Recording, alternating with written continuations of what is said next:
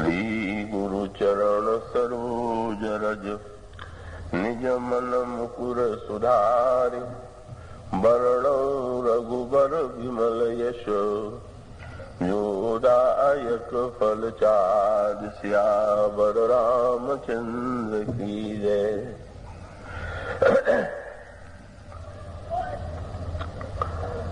शिव समुझाये देव सब जनि आचरज भुलाओ हृदय विचारहु धीर धरि सिय रघुबीर विभाव।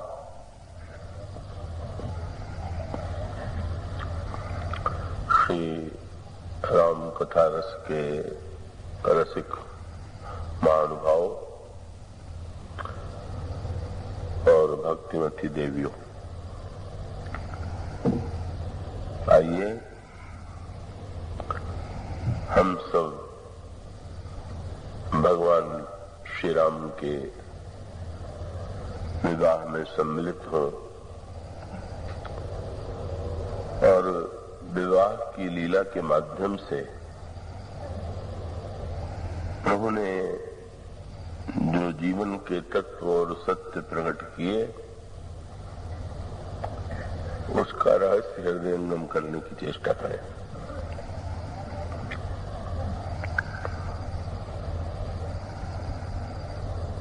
भगवान श्री राम जनकपुर में पहले से विराजमान हैं और महाराज श्री दशरथ श्री अवध से बारात लेकर के मिथिला में पधारते हैं।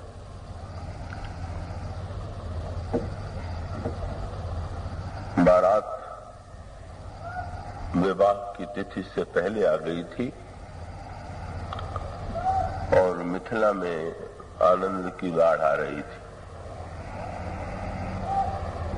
अंत में वह मंगलमय दिन आया जिस तिथि को भगवान श्री राम का जनक नंदिनी सीता के साथ विवाह संपन्न हुआ। वह तिथि अगहन शुक्ल पंचमी की तिथि थी। ब्रह्मा ने देवर्षि नारद के द्वारा मुहूर्त निकाल करके भेजा था, पर यहाँ महाराज श्री जनक के ज्योतिषियों ने भी उसी तिथि का निर्णय किया था। अगहन शुक्ल पंचमी को दिन के पश्चात जब गोधूली बेला आई, जब सूर्य अस्ताचल की ओर जा रहा था, जब गायें जंगल से नगर की ओर लौट रही थीं, उसी समय सदानंद जी ने दूल्हे को महाराज श्री जनक पर द्वार पर आने का आदेश दिया। भगवान श्री राघवेंद्र घोड़े पर विराजमान हुए और घोड़े पर बैठ करके वे महाराज श्री जनक की ओर द्वार की ओर गए। वहां सुनैना जी के द्वारा आरती उतारी गई। महाराज श्री जनक के द्वारा पावड़े बिछाए गए और दूल्हे को मंडप में लाया गया। वहां पर पाद प्रक्षालन हुआ, कन्यादान की विधि संपन्न की गई, ग्रंथि बंधन हुआ, भावरी हुई और सिंदूर दान हुआ। और इस तरह से वैदिक विधि से, शास्त्रीय विधि से भगवान श्री राम और श्री सीता जी का विवाह संपन्न हो जाने के बाद महाराज श्री जनक के यहाँ जो अन्य 3 कुमारियां थीं, और इधर भगवान श्री राम के जो 3 अनुज थे, उनके विवाह का निर्णय भी मंडप में ही किया गया। और तब तीनों भाइयों का, श्री भरत का मांडवी जी से, लक्ष्मण जी का उर्मिला जी से और शत्रुघ्न जी का श्रुतकीर्ति से विवाह संपन्न हुआ। पुष्प की वर्षा हुई, जय ध्वनि। पर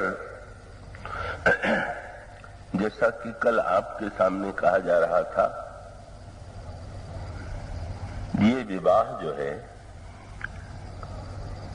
वस्तुतः तात्विक दृष्टि से इस विवाह की कोई अपेक्षा नहीं थी, क्योंकि श्री राम साक्षात ब्रह्म हैं, ईश्वर हैं, और श्री सीता जी उनकी ही शक्ति हैं। शक्ति और शक्तिमान अभिन्न है। ऐसी स्थिति में दोनों के विवाह की कोई आवश्यकता थी ही नहीं। फिर भी यदि विवाह की विधि संपन्न की गई, या उसे ये कहें तो अधिक अच्छा होगा कि विवाह की लीला पूरी की गई, तो उस लीला में कुछ रहस्य थे कि ये दोनों ही पक्ष जो हैं, न तो श्री राम का श्री सीता जी से कभी वियोग होता है, और न तो श्री सीता जी और श्री राम का कभी मिलन होता है। मिलन और वियोग 2 अलग अलग व्यक्तियों में होते हैं, किंतु दोनों पक्ष प्रस्तुत किया गया। कृपया आप देहनगर में बैठ के कथा मत सुनिएगा, क्योंकि देहनगर में बैठेंगे तो फिर निद्रा देवी तुरंत आप पर अधिकार करेंगी। तो ये तो विवाह जो होता है वो तो विदेह नगर में होता है, वियोग तो देह नगर में होता है।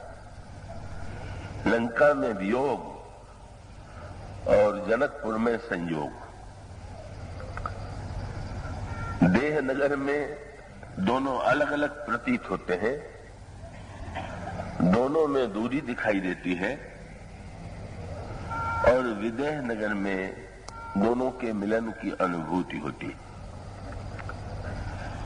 और ये जो संयोग और वियोग दोनों ही पक्ष हैं, ये तात्विक दृष्टि से सत्य न होते हुए भी लोक कल्याण के लिए आवश्यक है।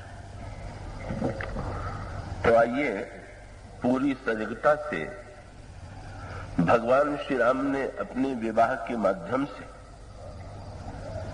जो अनुपम सूत्र हुए उस पर दृष्टि डालने की चेष्टा करें।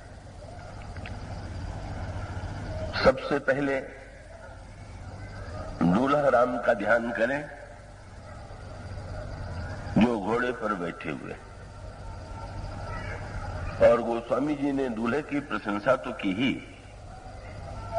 लेकिन ये लिखना भी नहीं भूले कि जेहि बरबाज राम असवारा, तो ही सारदहुन वर नहीं पारा। जिस घोड़े पर भगवान श्री राम विराजमान थे, उस घोड़े के सौंदर्य का वर्णन करने में शारदा भी समर्थ नहीं। तो ये जो घोड़ा है, इसके विषय में कल कथा के अंत में संकेत दिया जा रहा था। तो घोड़ा, गोस्वामी जी ये कहते हैं कि काम जो है वही घोड़े के रूप में यहां पर दिखाई दे रहा है, और काम के अश्व पर दूल्हे के रूप में श्री राम विराजमान है।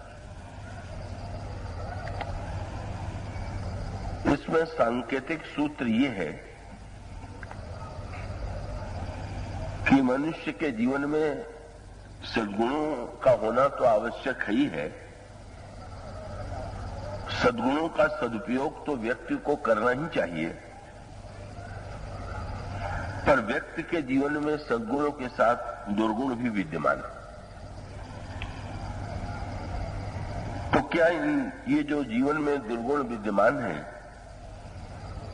इनका भी कोई सदुपयोग हो सकता है क्या? और दुर्गुणों में भी जिन दुर्गुणों की सबसे अधिक निंदा की गई है, भगवान श्री राम लक्ष्मण से कहते हैं कि सारे दुर्गुणों में सबसे भयानक दुर्गुण 3 है। तात 3 अति प्रबल खल, काम क्रोध और लोभ, मुनि विज्ञान धाम मन, करहि निमिष मन छोड़। बड़े बड़े विज्ञान धाम मुनि भी इन विकारों के द्वारा असंतुलित दिखाई देते हैं। तो ये विवाह प्रसंग क्या है? इसमें 3 जो विकार कहे जाते हैं, तीनों का सदुपयोग है। इसका अभिप्राय यह है कि यदि हम चाहें तो इन दुर्गुणों के द्वारा अपना सर्वनाश कर सकते हैं, पर इन दुर्गुणों के सही सदुपयोग से, सही दिशा में इन दुर्गुणों को मोड़ देने से दुर्गुण भी जीवन के लिए परम कल्याणकारी हो जाते हैं। तो ये जो 3 विकार हैं,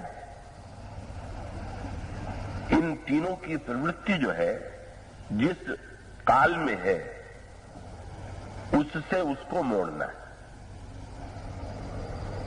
तो ये आप ध्यान से देखें, क्रोध का संबंध भूतकाल से होता है। कोई घटना हो गई और हमें वो अच्छी नहीं लगी तो हमें क्रोध आता है। तो क्रोध का संबंध भूतकाल से, और काम का संबंध जो है वो वर्तमान से। कहीं कोई आकर्षक सौंदर्य दिखाई पड़ा, उसके प्रति आकर्षण हुआ, उसको पाने की लालसा जागृत हुई। इस तरह से ये काम जो है वर्तमान से जुड़ा हुआ है। और ये जो लोभ है, ये भविष्य से जुड़ा हुआ है। इतना लोभ क्यों कर रहे हैं भाई? बोले आगे क्या होगा। भविष्य की चिंता से व्यक्ति ने लोभ को जोड़ दिया, वर्तमान के आनंद से व्यक्ति ने काम को जोड़ दिया, और भूतकाल से व्यक्ति ने क्रोध को जोड़ दिया। और परिणाम क्या होता है? हानि ही हानि है। क्यों? क्रोध हुआ भूतकाल पर और वो वर्तमान में हो रहा है, तो भूतकाल तो बुरा हो ही गया था, वर्तमान भी बुरा हो रहा, वर्तमान और नष्ट हो रहा। जो घटना घट गई, जब हम उस पर क्रोध करते हैं तो परिणाम होता है कि हमारे वर्तमान काल में भी शोक की सृष्टि होती है। मुझे वृंदावन में एक आदरणीय पंडित जी थे, उनकी बात नहीं भूलती है। वे सुरुचि के बड़े प्रेमी थे और भोजन आदि में भी वे सौंदर्य और स्वाद दोनों चाहते थे, और किसी वस्तु की कमी उन्हें अच्छी नहीं लगती थी। पर उनका एक बड़ा विचित्र स्वभाव था कि अगर रसोइये ने किसी दिन भोजन बनाने में कोई भूल कर दी तो उसको तो क्रोध में आके डांटते ही थे, पर जो मिलता था उसके सामने भी ऐसा मुंह बनाए रहते थे कि वो पूछे बिना नहीं रहता था कि पंडित जी क्या हो गया। और तब वो उस रसोइये को 10 गाली दे करके कहते थे, बहुत ही बुरा है, आज तो उसने भोजन का सत्यानाश कर दिया। तो स्वयं क्रोध में दुखी हुए, दुख को बांटा, पर इसके बाद भी सबसे बड़ा दुर्भाग्य क्या था कि दूसरे दिन अगर रसोइये ने भोजन बहुत बढ़िया बना दिया तो वो प्रसन्न नहीं होते थे, उनको 10 गुना क्रोध आता था, और वो बिगड़ के कहते थे कि कल भी तूने ऐसा क्यों नहीं बनाया था। बड़ी अनोखी बात है। जब बुरा बन गया तो भी अच्छा नहीं लगा, अच्छा बन गया तो भी ऐसा पहले क्यों नहीं हुआ? और इसका अर्थ ये है कि क्रोध की ये प्रवृत्ति जो भूत से जुड़ी होकर के वर्तमान को भी नष्ट कर रही है, उसका क्या लाभ है? और काम की वृत्ति जो है वो वर्तमान से जुड़ी होकर के भविष्य को नष्ट कर रही है। काम में व्यक्ति यदि अधिक आसक्त होगा, भोगग्रस्त होगा, तो भविष्य में भोग के साथ रोग को आमंत्रित करेगा। तो क्रोध ने वर्तमान को नष्ट किया और काम ने भविष्य को नष्ट किया, और लोभ ने भी। लोभ की संग्रह की प्रवृत्ति ने वर्तमान के आनंद को विनष्ट कर दिया। वर्तमान की कृपणता के द्वारा भविष्य कितना लंबा होगा और वो धन का कितना सदुपयोग कर पावेगा इसका पता नहीं, पर वर्तमान में उसका सदुपयोग नहीं हो रहा। तो ये जो तीनों बुराइयां हैं, इनको क्या मिटाया जा सकता है क्या? तो इसका उत्तर ये दिया गया कि जरा इनको, इनकी दिशा को पलट दीजिए। तो धनुष यज्ञ में क्रोध का अगर सदुपयोग देखना हो तो धनुष यज्ञ में देखिए, और काम और लोभ का सदुपयोग देखना हो तो विवाह में देखिए। क्या इसका अर्थ हुआ? संसार के दो प्रसिद्ध क्रोध करने वाले धनुष यज्ञ में दिखाई देते हैं। एक तो परशुराम जी महाराज और दूसरे लक्ष्मण जी भी प्रसिद्ध हैं कि उनको भी क्रोध बहुत आता है। तो लक्ष्मण जी को जो क्रोध आता है और परशुराम जी को जो क्रोध आता है, इसमें कोई अंतर है कि नहीं? और बहुत बढ़िया बात है। क्या क्रोध को अगर भविष्योन्मुख बना दीजिए, भूतोन्मुख के स्थान पर वो भूतकाल से न जुड़ करके भविष्य से यदि जुड़ जाए, भविष्य के लिए अगर कल्याण की सृष्टि करे, तो क्रोध आवश्यक है। परशुराम जी के क्रोध में और लक्ष्मण जी के क्रोध में यही अंतर है। भूतोन्मुख क्रोध देखना हो, जो भूतकाल से जुड़ा हुआ है, तो वो क्रोध है परशुराम जी का, और भविष्य के लिए जो प्रेरणा देने वाला क्रोध है, वो क्रोध है लक्ष्मण जी का। मैं आशा करता हूं कि आप पूरी एकाग्रता से विषय को सुनेंगे। परशुराम जी की समस्या क्या है? धनुष टूट गया। अगर परशुराम जी चाहते थे कि धनुष न टूटने पावे, तो उनके लिए तो उचित समय यह था कि जब जनक जी ने प्रतिज्ञा की कि मैं धनुष तोड़ने वाले को कन्या दूंगा, तभी आकर के वो जनक जी को फटकार देते, तो जनक जी को डांट देते कि तुम ऐसी प्रतिज्ञा बिल्कुल नहीं करोगे। जब सारे संसार के राजा एकत्र हुए, तब परशुराम जी सभा में आकर के कह सकते थे कि कोई धनुष नहीं तोड़ेगा, लेकिन वो नहीं आए। क्यों? उन्होंने अपनी कल्पना में ये मान लिया कि प्रतिज्ञा से क्या होता है, ये एकत्र होने से क्या होता है। भगवान शंकर का धनुष तो कोई तोड़ ही नहीं सकता, ये उन्होंने अपने मन में कल्पना में मान लिया। पर जो मान लिया वो नहीं सत्य सिद्ध हुआ, और जब धनुष टूट गया तब वे आते हैं। अब उनका जो क्रोध है उसकी कोई सार्थकता है क्या? इसलिए जो बात के लक्ष्मण जी ने कहा वो बड़ा सार्थक है। क्या? कि महाराज, अगर आपके क्रोध करने से टूटा हुआ धनुष भी पिघल के जुड़ जाए तो क्रोध करिए। लेकिन बड़े आश्चर्य की बात है कि आप जानते हैं कि धनुष जो टूट गया अब वो जोड़ने वाला नहीं। तो महाराज, बात क्यों कितना सुंदर है। क्या? टूट चाप नहीं जुरी ही दिशाने, तब बैठी होई ही पाए पिराने। धनुष तो टूट ही गया, अब अपना पैर मत तोड़िए। आप व्यर्थ से इतना कष्ट, पैर पटक रहे हैं, कष्ट उठा रहे हैं, तो महाराज जो टूट गया उसे टूट जाने दीजिए, पर जो टूटा हुआ नहीं है उसको तो बचाइए। तो परशुराम जी के क्रोध की निरर्थकता यही है कि वे उस बात पर क्रोध कर रहे हैं, विचित्र कार्य कर रहे हैं।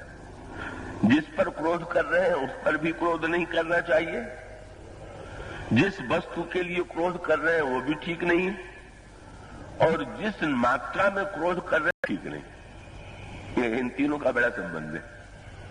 तो क्रोध किस पर करना चाहिए और किस पर नहीं करना चाहिए। तो क्रोध कर रहे हैं जनक पर, क्रोध कर रहे हैं धनुष तोड़ने वाले पर, मानो साक्षात ईश्वर पर, क्रोध कर रहे हैं लक्ष्मण जी पर, मानो जीव के आचार्य पर। तो इन पर तो क्रोध नहीं करना चाहिए। क्रोध तो आना चाहिए बुराइयों के ऊपर। किसी ने, नारद जी के प्रसंग में बात आती है ना कि नारद जी ने जब काम को जीता और काम उनको प्रणाम करके चला गया, तो नारद एकांत में अपने कार्य का मूल्यांकन करने लगे कि जितना बड़ा काम मैंने किया है, क्या इतिहास में मुझसे पहले किसी ने किया है। और तब शंकर जी का नाम उनके ध्यान में आया। पर उन्होंने तुलना जब की शंकर जी से अपनी, तो उन्होंने ये लगा कि पलड़ा मेरी ही ओर भारी है। क्यों? शंकर जी ने काम को जीत लिया पर उनको क्रोध आ गया, उन्होंने काम के ऊपर क्रोध किया। और मैं इतना महान हूं कि मैंने काम को भी जीत लिया और काम पर क्रोध भी नहीं किया, तो वो एक विकार के विजेता है और मैं दो विकार के। सो बाद में क्या पता चला कि नारद जी को क्रोध तो आए, ये नहीं कि क्रोध नहीं आया, पर किस पर क्रोध आया? राम पर क्रोध आ गया।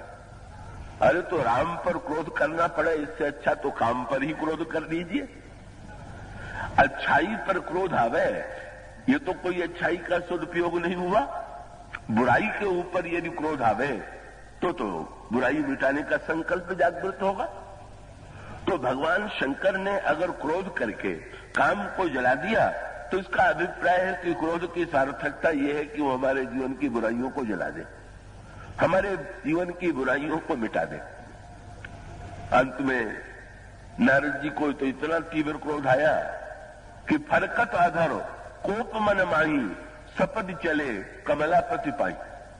और तीव्र कितना, देहो शाप की मरिहूं जाई, जगत मोर उपहास कराई, या तो मैं शाप देकर के उनको दंड दूंगा या आत्महत्या कर लूंगा। क्रोध का ये रूप। तो भी क्रोध का वो रूप, क्रोध किस पर करना चाहिए? अन्याय के ऊपर क्रोध करना, बुराई पर क्रोध करना, इन पर क्रोध करना क्रोध की सार्थकता हो सकती है। पर अगर ईश्वर पर ही हमें क्रोध आने लगे, अगर हमें आचार्य पर ही क्रोध आने लगे, अगर हमें ज्ञानी के ऊपर ही क्रोध आने लगे, तो एक तो परशुराम जी का क्रोध विचित्र बात।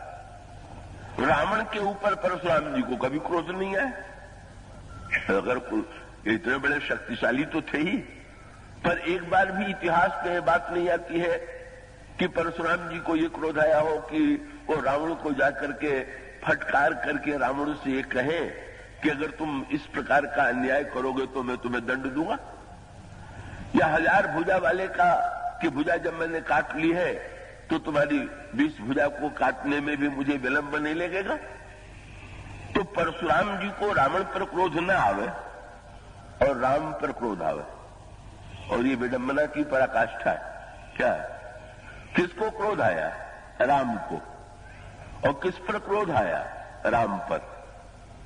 दोनों ही तो राम है, परशुराम भी राम है और वो भी राम। और इसका अर्थ तो ये हुआ कि ये जो क्रोध की स्थिति है कि रावण पर क्रोध न आकर के राम पर क्रोध आवे, तो क्रोध किसी काम का नहीं। और क्रोध जिस वस्तु के कारण आया वो वस्तु भी नाशवान थी, का धनुष जो है एक न एक दिन वो अखंड तो नहीं था, वो नित्य तो नहीं था, वो तो विनाशी था। और ऐसी परिस्थिति में जो खंडित होने वाली वस्तु है, जो अविनाशी वस्तु नहीं है, उसके विनाश पर क्रोध करना ये भी क्रोध की निरर्थकता है। और क्रोध जिस मात्रा में करना चाहिए, देखिए क्रोध तो अग्नि है और अग्नि की भी उपयोगिता है। कौन ऐसा घर होगा कि जिसमें आग न जलाई जाती हो, पर घर के एक कमरे में आग जलाई जाए तो आग उपयोगी, और पूरे घर में आग लग जाए तो फिर सर्वनाश हो ही गया। इसी प्रकार से हृदय के कोने में क्रोध की आग जलाइए और कुछ पकाइए तो ठीक, पर क्रोध की मात्रा परशुराम जी में कितनी आ गई और किस बात पर आ गई? वो स्वामी जी ने कहा लक्ष्मण जी बार बार मुस्कुरा देते, और लक्ष्मण जी की मुस्कुराहट देख करके परशुराम जी को क्रोध आ रहा, और कितनी मात्रा में आ रहा, वो स्वामी जी ने व्यंग्य किया। हसत देखी रिस नख सिख व्यापी, नाखून से लेकर के चोटी तक, और उसका अर्थ हो तो पूरे घर में ही आग लग गई। अंतःकरण में पूरे चरण से लेकर के शिखा तक आग लग जाना, मानो न क्रोध की मात्रा ठीक थी, न क्रोध का पात्र ठीक था, और न तो कोई क्रोध की सार्थकता थी। ये जो क्रोध है, इतना बड़ा व्यक्ति भी अगर इस प्रकार का क्रोध करे तो वो क्रोध किसी काम का नहीं। और दूसरी ओर लक्ष्मण जी का जो क्रोध है वो तो बहुत ही उपयोगी है। लक्ष्मण जी का क्रोध यदि न होता तब तो अनर्थ ही हो जाता। क्यों?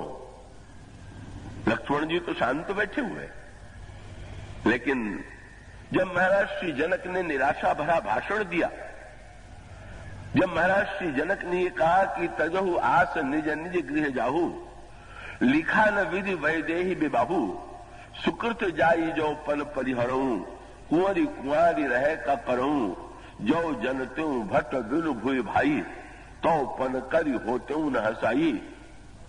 लक्ष्मण जी में क्रोध आ गया। इतना संतुलित क्रोध है। परशुराम जी के प्रसंग में भी धनुष टूटने के पहले भी लक्ष्मण जी के क्रोध का संतुलन देखिए, और धनुष टूटने के बाद भी लक्ष्मण जी के क्रोध का संतुलन देखिए। क्या इतनी गर्जना, ऐसा ओजस्वी भाषण लक्ष्मण जी ने दिया कि लखन सकोप बचन जब बोले, डगमगानी मही दिग्गज डोले।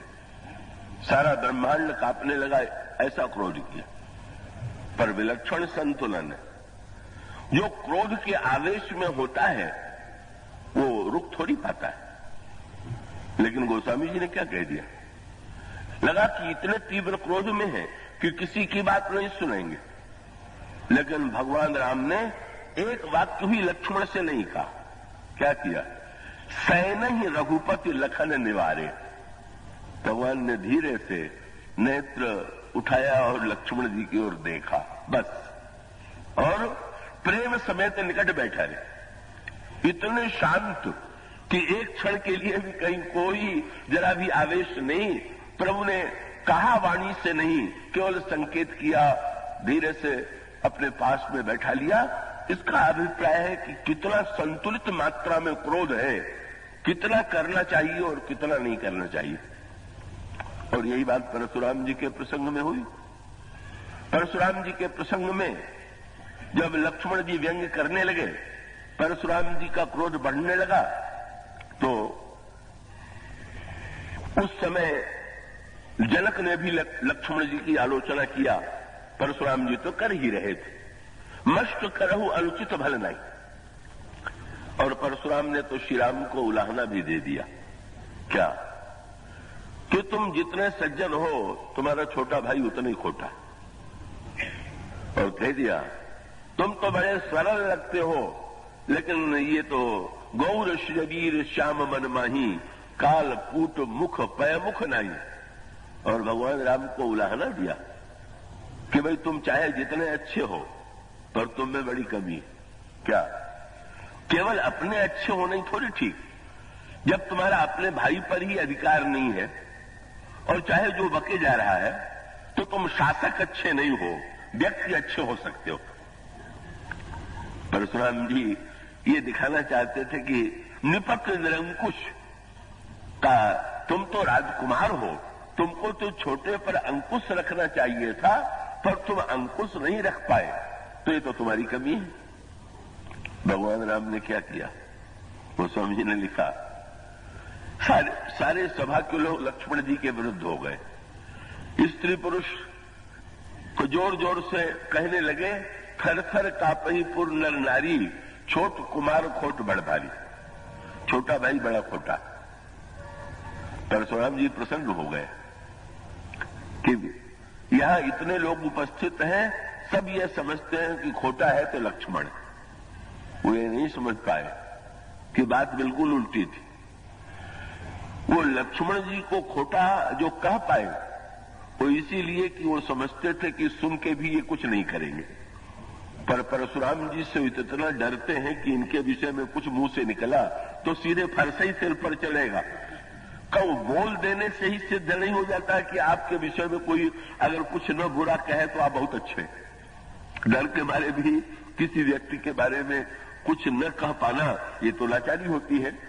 जनसमूह जो है कब वो बेचारा परशुराम जी की आलोचना तो कर नहीं सकता, पर लक्ष्मण जी की आलोचना करने का साहस उन्होंने किया।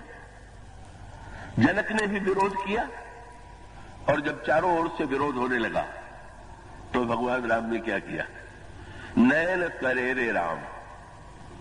फिर श्री राम की आंखें जरा सी तिरछी हुई और लक्ष्मण जी को देख लिया, और देखते ही आश्चर्य है। गुरु समीप गौने तुरंत परिहरि बानी बाम। भगवान श्री राम बिल्कुल चुप हो गए। जब भगवान राम ने नयन तरेर करके देखा तो परशुराम जी बड़े प्रसन्न हुए कि राम ने भी मान लिया कि ये लड़का ठीक नहीं कर रहा। पर अगर इसका दूसरा अर्थ उनके समझ में बाद में आया, सुनि मृदु गूढ़ बचन रघुपति के, बाद में क्या आया? भगवान राम ने परशुराम जी को बता दिया कि महाराज आप कहते हैं कि ये लड़का निरंकुश है, अरे ये तो इतना अनुशासनबद्ध है, इतना आज्ञाकारी है कि आंख के संकेत से भी मान जाता है, और आप अगर फरसे से भी नहीं मनवा पा रहे हैं तो फरसे में ही कोई कमी होगी। आप चेष्टा कर रहे हैं पर फरसे से नहीं डर रहा है, और मैं केवल आंख तिरछी करता हूं उतने मात्र में ही संतुलित हो जाता है। क्रोध पर कितना नियंत्रित। क्रोध की समस्या यही है कि क्रोध जब बढ़ता है तो उसकी कोई सीमा नहीं रह जाती। पर दोनों प्रसंगों में क्रोध का संतुलन लक्ष्मण जी में दिखाई देता है, जहां बिना एक शब्द कहे क्रोध का प्राकट्य हुआ और उसका उपशमन हुआ। और क्रोध भी जो आया वो जनक पर नहीं, जनक के अज्ञान पर। उन्होंने शब्द ये कहा कि मैं जो कुछ क्रोध कर रहा हूं, अगर किसी दूसरे व्यक्ति ने कहा होता तो क्रोध करने की आवश्यकता नहीं, पर जनक जी ने ऐसी बात कह दी। और ये क्रोध तो इतना बढ़िया हुआ, ये क्रोध न होता तो भगवान राम को उठने की प्रेरणा ही नहीं मिलती। जब लक्ष्मण जी ने भाषण दिया और सारा ब्रह्मांड डिग गया, तो प्रभु ने मुस्कुरा करके लक्ष्मण जी से पूछा, तुमने भाषण के द्वारा सारे ब्रह्मांड को क्यों डिगा दिया? लक्ष्मण जी ने कहा कि प्रभु मुझे दिखाई ये पड़ा कि सारे संसार में इस समय दो ही डिगे, या तो धनुष हो या तो आप। तो मैंने सोचा कि जब तक आप नहीं जरा डिगेंगे तब तक ये जड़ धनुष जो है ये अंधकार फैलाए रहेंगे। इसलिए मैं तो यही चाहता था कि मैं बताऊं कि चैतन्य का प्रकाश होने के लिए जड़ की जड़ता का विनाश तो तभी होगा जब चैतन्य में संकल्प की जागृति होगी, जब चैतन्य ये कार्य संपन्न करेगा। और उस क्रोध का आनंद देखिए, वो समझने लिखा। जब लक्ष्मण जी भाषण दे चुके तो गोस्वामी जी ने लिखा, सबसे अधिक लक्ष्मण के भाषण से किसको प्रसन्नता हुई? श्री सीता जी को। श्री सीता गोस्वामी जी ने लिखा, लखन के वचन सुन करके श्री सीता जी सिय ही हर्ष का जनक सकुचाने। जनक जी के मन में संकोच हुआ, अरे मेरे मुंह से कौन सी ऐसी बात निकल गई जिससे इस युवक को क्रोध आ गया। ये तो श्री राम के अनुज हैं, पर सबसे अधिक प्रसन्नता तो सीता जी को हो रही, और सीता जी को ही नहीं हो रही। विश्वामित्र गदगद हो गए।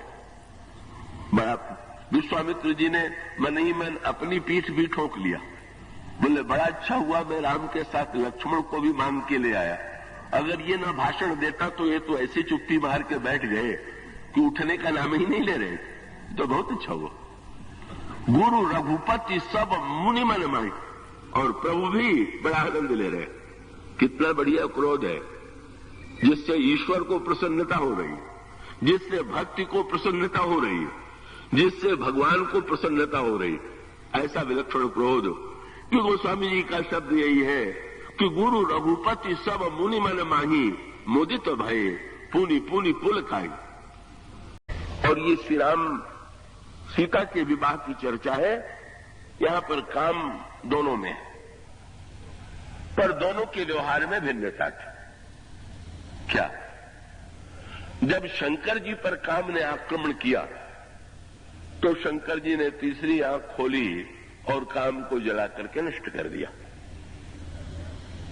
पूछा गया, आपने काम को जला क्यों दिया? शंकर जी ने कहा कि मैं श्री राम के रूप में डूबा हुआ था और काम ने श्री राम के रूप से मुझे अलग करने की चेष्टा की। जो ईश्वर से दूर करने की चेष्टा करे उसे तो नष्ट ही कर देना चाहिए। भगवान शंकर ने काम पर क्रोध किया और काम जल गया। भगवान राम ने काम को जलाया नहीं, शिव ने जला दिया। पर शिव जी को भी जलाने के बाद तो फिर बचाना ही पड़ा, क्योंकि फिर वही समस्या थी। शंकर जी ने काम को जला दिया तो शंकर जी के लिए कोई समस्या नहीं, लेकिन सबसे अधिक समस्या काम के जलने की जो हुई, प्रसन्नता जो हुई, तो तारकासुर को हुई। क्यों? इसका एक बड़ा सूक्ष्म अर्थ है, पर आप उसको चैतन्यता से सुनेंगे। महापुरुष को निष्काम होना चाहिए किस काम? तो महापुरुष तो निष्काम ही होते हैं। शंकर जी ने काम को जला दिया तो इसका अर्थ है कि वो निष्काम है। लेकिन श्रेष्ठ लोगों की निष्कामता कभी कभी लोक के लिए बड़ी अनर्थकारी होती। कृपया आप ध्यान से इसको देखें। इसका अर्थ है कभी कभी दिखाई भी देता है कि भाई बुरे व्यक्ति तो क्रमशः आगे बढ़ करके सारी वस्तुएं पाले, और अच्छा व्यक्ति ये कहे कि हमें कुछ नहीं चाहिए, हमें क्या लेना देना। तो उसका परिणाम क्या होगा? अगर अच्छे व्यक्ति को कुछ नहीं लेना देना है तो जो कुछ है वो बुरे व्यक्ति को ही तो लेना है। इसलिए तत्व ये है कि अच्छे व्यक्ति में अपने लिए कामना भले ही न हो, पर लोक कल्याण के लिए वो कामना को स्वीकार करें। अपने सुख के लिए कामना न हो, लेकिन संसार के हित के लिए, अन्याय को मिटाने की कामना तो होनी चाहिए। तारकासुर तो यही मान के चला था ना। तारकासुर जब तपस्या करता है और शंकर जी ब्रह्मा वरदान देने के लिए आए, तारकासुर से पूछा तुम क्या चाहते हो? उसने यही कहा कि मैं चाहता हूं कि मेरी मृत्यु न हो। उन्होंने कहा ये तो संभव नहीं।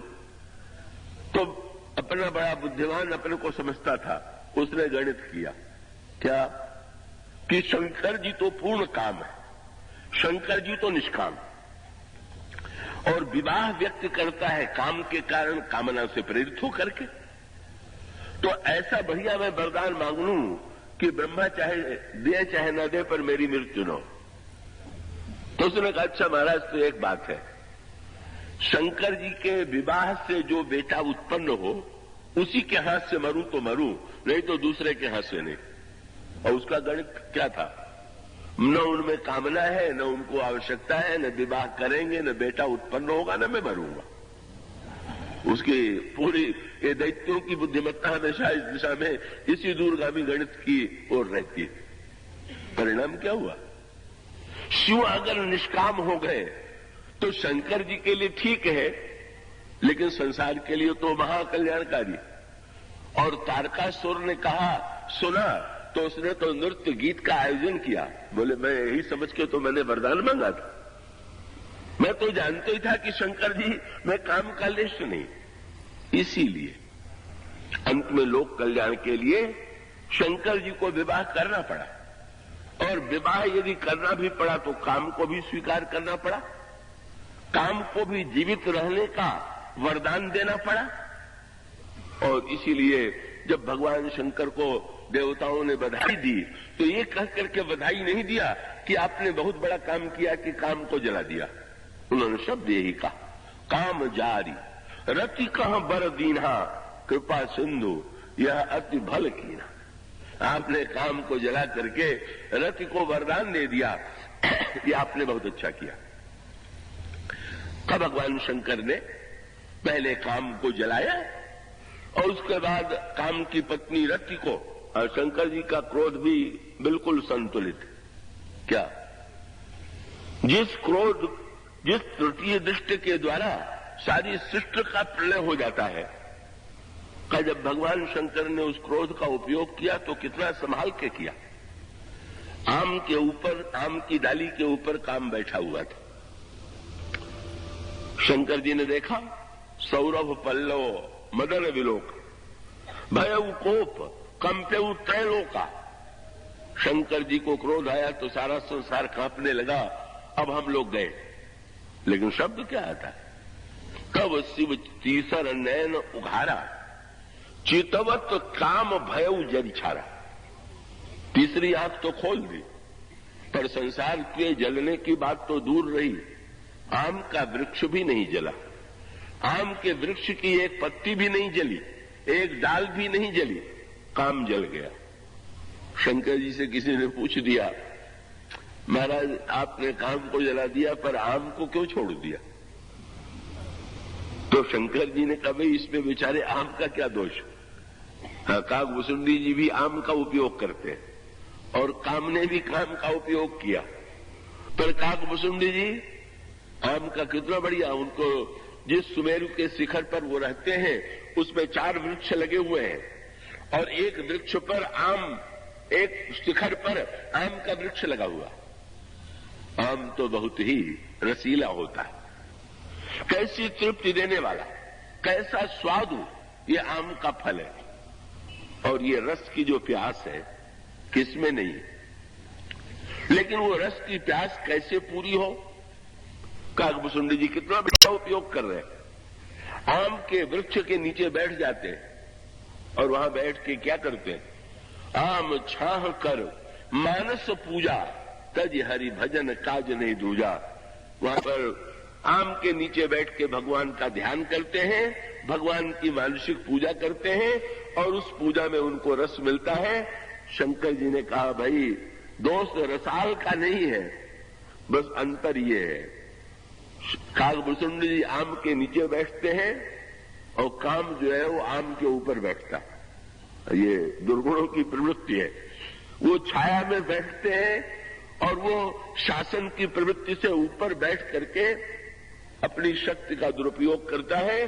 भगवान शंकर का अभिप्राय था कि क्रोध उतनी ही मात्रा में की जानी चाहिए जितने मात्रा के द्वारा केवल बुराई मिटे। जैसे एक शल्य चिकित्सक छुरी का भी प्रयोग करता है, पर उसकी विशेषता यही है कि वो छुरी का प्रयोग उतनी ही मात्रा में करता है जितना अंग काटना चाहिए।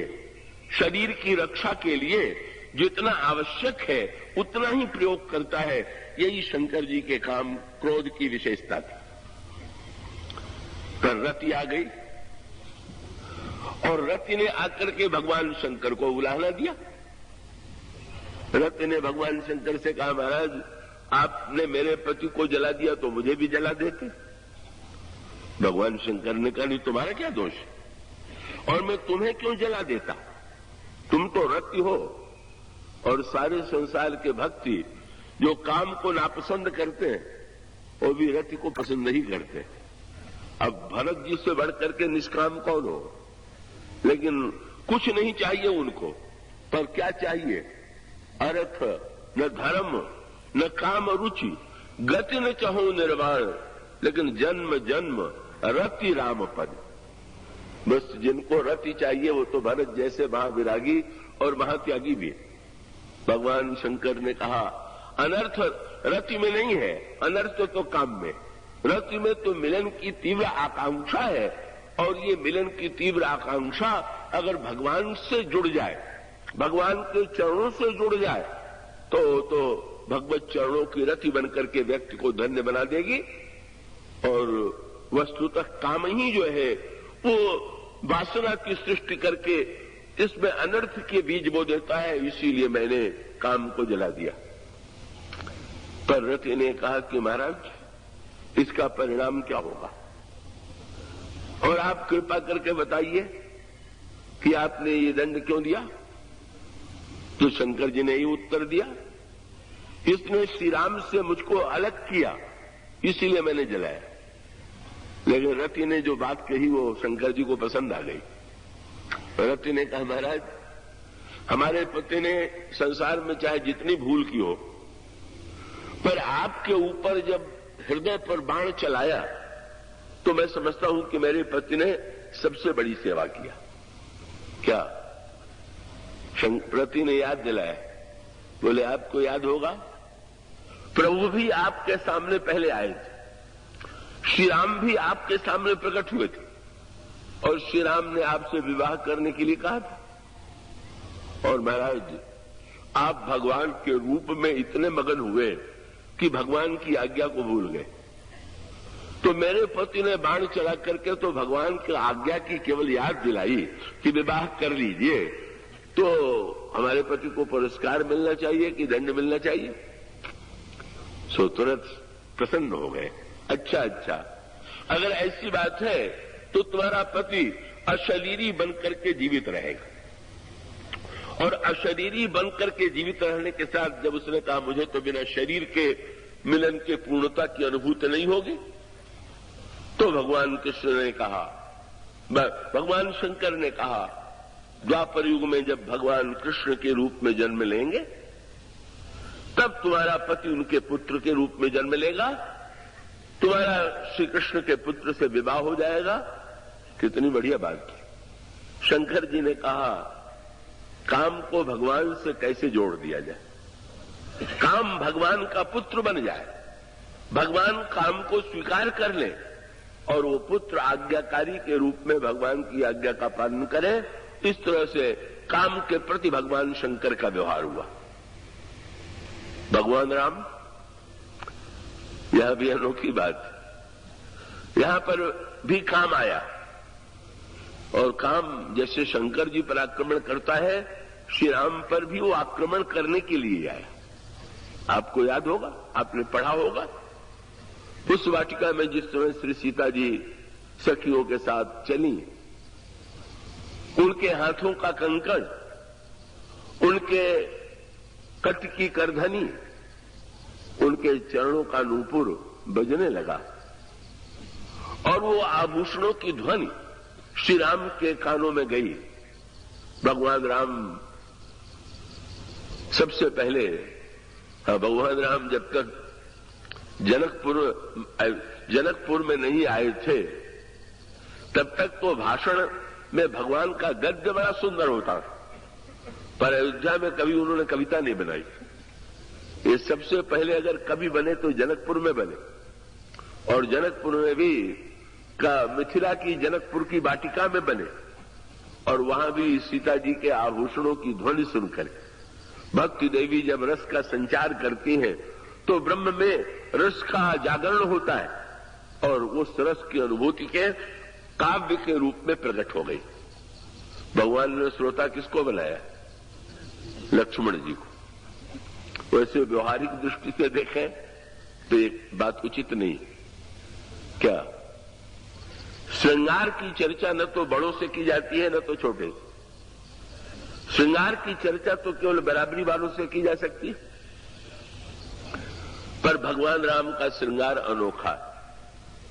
उन्होंने चर्चा की तो दो ही से की, या तो पुष्पवाटिका में की तो छोटे भाई लक्ष्मण से, या वहां से निकल करके आए तो गुरु विश्वामित्र से। ये विचित्र बात, दोनों का चुनाव जो है छोटे भाई से वो बात तो नहीं की जाती, और गुरु के समक्ष हृदय सराहत सिए लुनाई, गुरु समीप गौने दो भाई, राम कहा सब कौशिक पाई। श्री राम का काम बड़ा विलक्षण है। श्रृंगार में जो छिपाने की प्रवृत्ति है वो प्रवृत्ति नहीं है। भगवान श्री राघवेंद्र ने लक्ष्मण को श्रोता बनाया। हाँ, कभी चाहता है कि कोई सरस श्रोता मिले और उसे कविता सुनावे, तो भगवान राम ने भी जब कविता बनाई तो सोचा कि अब इस कविता को जरा लक्ष्मण से सुनावे। पूछा, लक्ष्मण तुमने सुना? तो आभूषणों की ध्वनि लक्ष्मण जी के कान में भी गई। तुम्हें कैसा लग रहा है?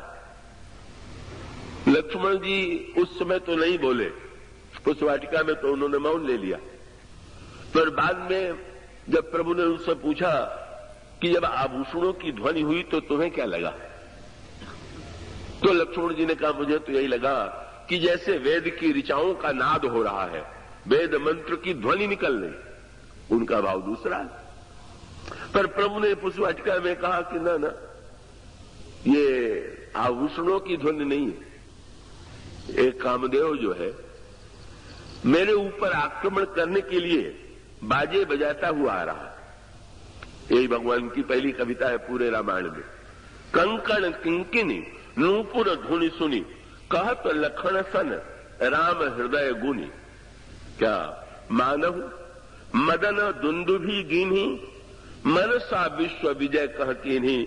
लक्ष्मण काम ने ये सोचा कि अलग अलग लोगों को हराने के स्थान पर राम को यदि हरा दे तो राम तो विश्व रूप है, राम के हारने का अर्थ विश्व को हराना।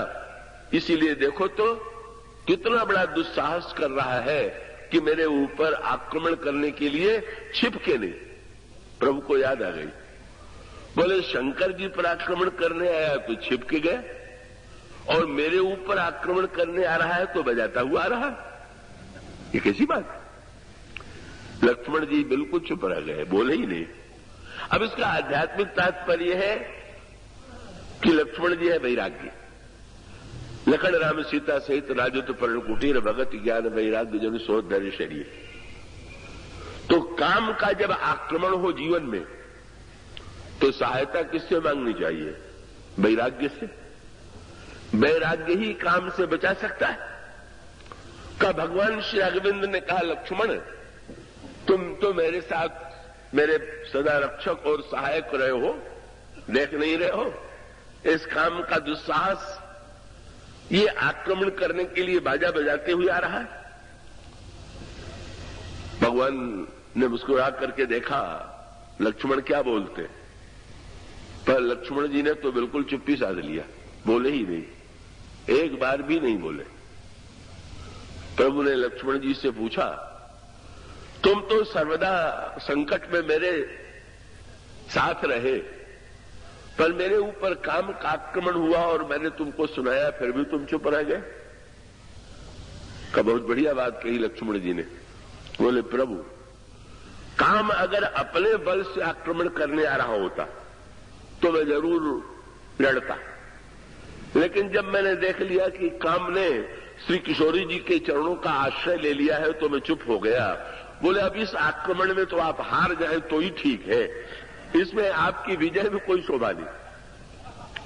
का काम जो है भक्ति देवी के चरणों के नूपुर में जब उसने आश्रय ले लिया, आपकी शक्ति का आपकी भक्ति का आश्रय लेकर के काम अकेला शंकर जी पर अपने बल से आक्रमण करने गया था, पर आज काम आक्रमण करने आया है तो अकेला अपने बल से नहीं आया हुआ, आज तो श्री किशोरी जी का आश्रय लेकर के आया हुआ। मैं क्या बोलता, मैं कैसे कहता कि वो इस समय वैराग्य की कोई उपयोगिता है, क्योंकि भक्ति में जो दिव्य काम जुड़ गया है वहां तो वैराग्य की नहीं अनुराग की सार्थकता है। बल्कि लक्ष्मण जी ने तो पराजय का प्रमाण पत्र लिख दिया। इस युद्ध में भगवान ने कहा युद्ध, तो लक्ष्मण जी ने पुष्प वाटिका में जाकर के भगवान राम का सारे मस्तक पर श्रृंगार किया फूलों के द्वारा, और बीच में मोर पंख लगा दिया।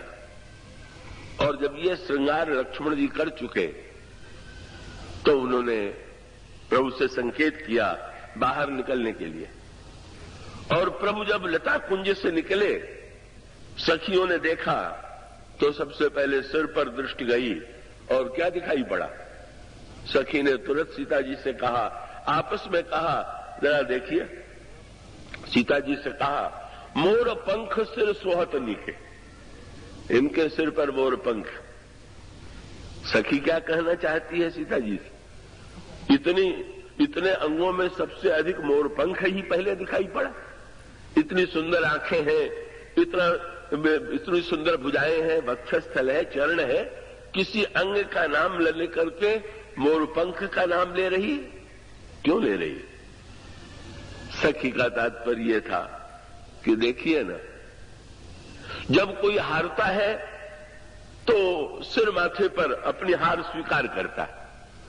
बोले तो श्री राम ने तो इतना आए थे तो मोर पंख नहीं था, पर आपकी वाटिका का मोर पक्षी है, पर उस पक्षी को उन्होंने इतना सम्मान दिया कि उसके गिरे हुए पंख को सिर पर बांध लिया। और जब आपके पक्षी से इतना प्रेम करते हैं कि उसको सिर पर चढ़ाते हैं, तो आपको कहां धारण करेंगे? आप विचार करके देख लीजिए। आपका हृदय तो वस्तुतः उनके हृदय पर ही अधिकार है। और इस तरह से पहली बार काम ने भक्ति का आश्रय लिया और श्री सीता जी के चरणों का आश्रय लेकर के भगवान के मन में भी क्षोभ की सृष्टि करने में, अनुराग की सृष्टि करने में समर्थ हुआ। फिर काम की पदोन्नति हुई। कब? धनुष यज्ञ में। पहले तो चरणों में आया और धनुष यज्ञ में श्री सीता जी भगवान राम को देखना चाहती है, पर देखती है बिल्कुल एकटक नहीं देख करके ऊपर नीचे देखती है और आंखों में बड़ी चंचलता। ये किसकी चंचलता थी? गोस्वामी जी ने कहा सीता जी प्रसन्न हो गई। किस पर? काम के ऊपर। क्यों? बोले तुमने हमारे प्रियतम के हृदय में मेरे राग का संदेश पहुंचा दिया, मेरे प्रेम का संदेश पहुंचा दिया, इसलिए तुम्हें अब मैं चरणों से उठा करके उन्होंने स्थान कहां दे दिया? जिस समय सीता जी श्री राम को देखती हैं उस समय गोस्वामी जी लिखते हैं, प्रभु चितव पुनि चितव मही राजत लोचन लोल खेलत मनसिज मीन जुग जनु विधु मंडल डोल। काम आज आंखों में आ गया। और बोले तुम्हारी चंचलता का सदुपयोग यही है कि तुम चंचल बने रहो पर निरंतर श्री राम से जुड़े रहो। मानो अब जो है, पहले काम चरणों में आश्रय लेता है और अब काम जो है वो दृष्टि मिल गई कि काम तो सुंदरता को ही खोजता है ना। सीता जी ने कहा तुम सुंदरता की ही तो आकृष्ट करते हो व्यक्ति को, तो मैं तुम्हें ऐसी सुंदरता की ओर ले जाती हूं जिसको पा करके तुम धन्य हो जाओगे। सो काम ने पहले चरणों का आश्रय पाया और बाद में नेत्रों का। और जब इतनी उन्नति सीता जी ने दे दिया तो भगवान ने घोड़े को, बस जब घोड़ा बन के आ गया, जब दूल्हा चला तो काम घोड़ा बन करके आ गया। और भगवान श्री राम ने मुस्कुरा करके बोले जब भक्ति देवी ने तुम्हें इतना महत्व दे दिया तो अब तो तुम मेरे वाहन हो, अब तो मैं तुम पर बैठूंगा। और भगवान श्री राम को घोड़े के ऊपर बैठ गए, काम घोड़ा बना और अब काम ने राम को पा लिया। दूल्हा राम जो है वो घोड़े की पीठ पर बैठे हुए। काम ने जब राम को पाया, अनोखा दृश्य क्या, यही बरबाजी राम असवारा कहीं शारदौल न बर नहीं पारा। भगवान राम दो पशु दिखाई देने वालों की पीठ पर बैठे। एक तो किष्किंधा कांड में हनुमान जी जो बंदर दिखाई देते हैं उनकी पीठ पर बैठे, और विवाह के प्रसंग में घोड़े की पीठ पर बैठे। प्रभु से किसी ने पूछा कि आपका दरबार तो अंधाधुंध है, क्यों? बोले हनुमान जी शंकर के अवतार है, तो वो तो है कामारी। तो कामारी के पीठ पर बैठ गए तो समझ में आता है, लेकिन ये घोड़े के रूप में काम के पीठ पर बैठ गए तो आपको काम और कामारी में कोई अंतर नहीं दिखाई देता है क्या? प्रभु ने हंस करके कहा कि मैं दोनों की पीठ पर बैठ तो गया, पर बहुत बड़ा अंतर था। क्या? तो उन्होंने कहा, जब घोड़े के पीठ पर मैं बैठा तो मैंने लगाम से उसको कस के पकड़ लिया और घोड़े से कह दिया कि मैं जिधर कहूं तुम उधर चलो। और हनुमान जी की पीठ पर मैं बैठा तो हनुमान जी से मैंने कहा कि तुम जिधर कहो उधर मैं चलूं। का वस्तुतः ये अंतर तो है ही। कामारी पर नियंत्रण की आवश्यकता नहीं है, वो जहां ले जाए वहां जाने के लिए मैं प्रस्तुत हूं, पर काम को तो मेरी इच्छा के अनुकूल चलना होगा, मेरी लगाम में रहना होगा, मेरे संकेत पर उसको नाचना होगा। और प्रभु ने एक बड़ी मीठी बात ये कही कि तुमने ध्यान नहीं दिया, दोनों प्रसंग में मैं जब पीठ पर बैठा तो उद्देश्य एक ही था। क्या? घोड़े पर जब बैठा तो सीता जी को पाने के लिए, और हनुमान जी के पीठ पर बैठा तो सीता जी को पाने के लिए। पाना तो भक्ति को है, पीठ किसकी है इसका महत्व नहीं है। आशय अगर काम को स्वीकार करके भक्ति की दिशा में बढ़ा जा सके तो भी ठीक, और कामारी को स्वीकार करके अगर भक्ति को पाया जा सके तो भी ठीक। इस तरह से काम जो है अश्व के रूप में, ऐसा काम श्री राम से जुड़ गया। जनु बाज वेश बनाई मन सिज, राम हित अति सोहई, आपने बय बल रूप गुणगति सकल भुवन विमोहई, जगमगत जीन जराव ज्योति सुमोति मानिक मन लगे, किंकिन ललाम लगाम ललित विलोक सुर नर मुन ठगे। जब भगवान ने उसकी लगाम पढ़ करके नचाना प्रारंभ किया, भक्त लोग बड़े प्रसन्न हो गए। बोले प्रभु, काम ने सारे संसार को नचाया, पर आज आप उसको नचा रहे हैं, इससे बढ़िया कोई दृश्य नहीं हो सकता है। ये विवाह में काम की सार्थकता है। अब बाकी बातें कल आपके सामने रखी जाएंगी, आज समय हो चुका है। बोलिए।